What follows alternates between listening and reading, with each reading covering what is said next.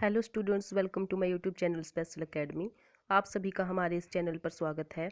Students, जैसा कि आप सभी को पता है कि हम हिंदी साहित्य का अध्ययन कर रहे हैं और हिंदी साहित्य से संबंधित जो भी हमारे महत्वपूर्ण प्रश्न हैं उनकी चर्चा हम इन वीडियोज़ के माध्यम से कर रहे हैं। तो स्टूडेंट्स, आज की जो हमारी वीडियो है वो हिंदी साहित्य के आधुनिक काल के द्विवेदी युग से संबंधित है। तो स्टूडेंट्स, अगर आपको हमारी ये वीडियोस अच्छी लग रही हैं तो वीडियो को लाइक, शेयर और सब्सक्राइब जरूर करें। तो स्टूडेंट्स, आज की हमारी वीडियो जो है तो द्विवेदी युग से संबंधित है। तो स्टूडेंट्स, स्टार्ट करते हैं हमारा आज का पहला प्रश्न। और वीडियो स्टार्ट करने से पहले आप सभी से रिक्वेस्ट है कि वीडियो को लाइक जरूर करें। तो स्टूडेंट्स, स्टार्ट करते हैं हमारा आज का पहला प्रश्न। हमारा आज का पहला प्रश्न है, द्विवेदी युग नामकरण किसके नाम के आधार पर किया गया है? जो द्विवेदी युग का नामकरण है वो किसके नाम पर किया गया है? तो हमारे पास ऑप्शन नंबर ए है हजारी प्रसाद द्विवेदी, बी है महावीर प्रसाद द्विवेदी, सी है शांति प्रिय द्विवेदी और डी है मन्नन द्विवेदी। तो द्विवेदी युग का नामकरण जो है तो महावीर प्रसाद द्विवेदी के नाम पर किया गया है। और स्टूडेंट्स, आप सभी को ये ध्यान रखना है कि एक महावीर प्रसाद द्विवेदी है और एक हजारी प्रसाद द्विवेदी है।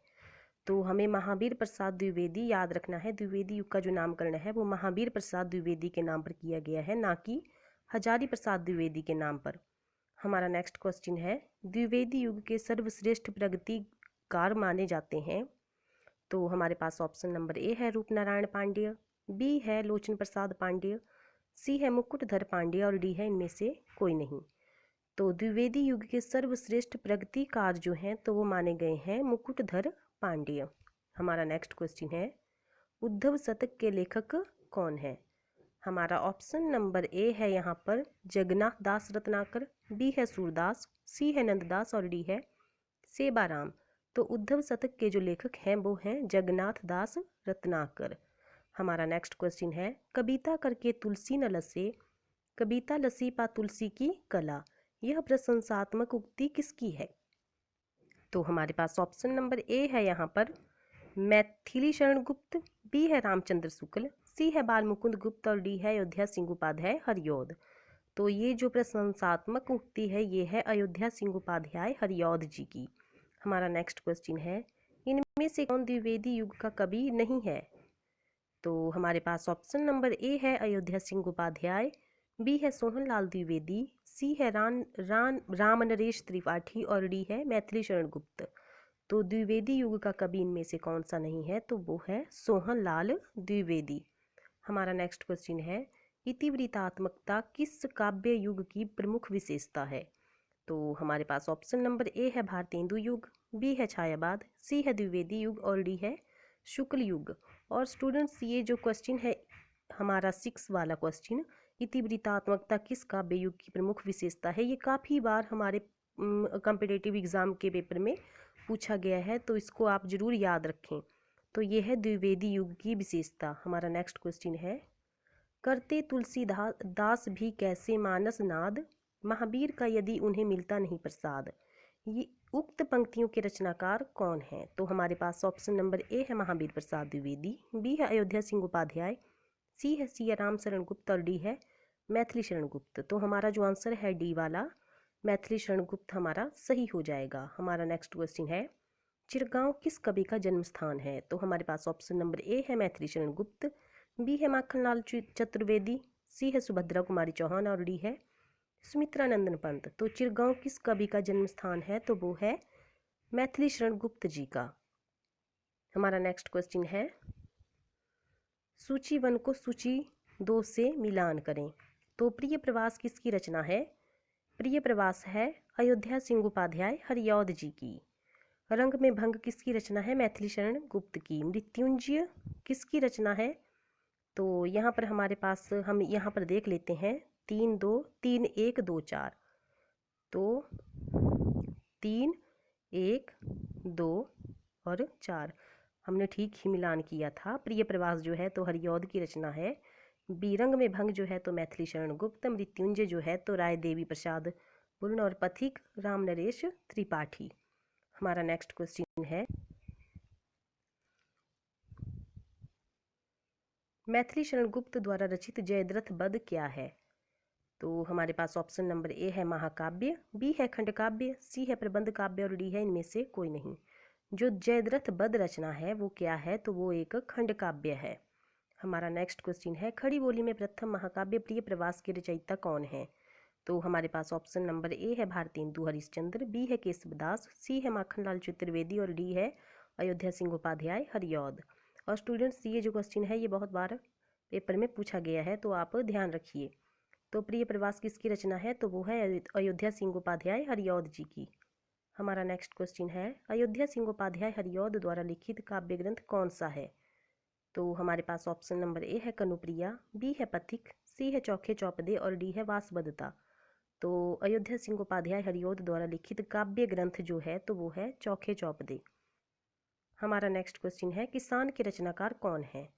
तो हमारे पास ऑप्शन नंबर ए है मैथिली शरण गुप्त, बी है निराला, सी है हरिऔध और डी है प्रसाद। तो किसान के जो रचनाकार हैं वो है मैथिली शरण गुप्त। हमारा नेक्स्ट क्वेश्चन है, जगत सच्चाई सार कविता के रचयिता कौन है। तो हमारे पास ऑप्शन नंबर ए है नाथूराम शर्मा, बी है श्रीधर पाठक, सी है देवीदत्त शुक्ल और डी है इनमें से कोई नहीं।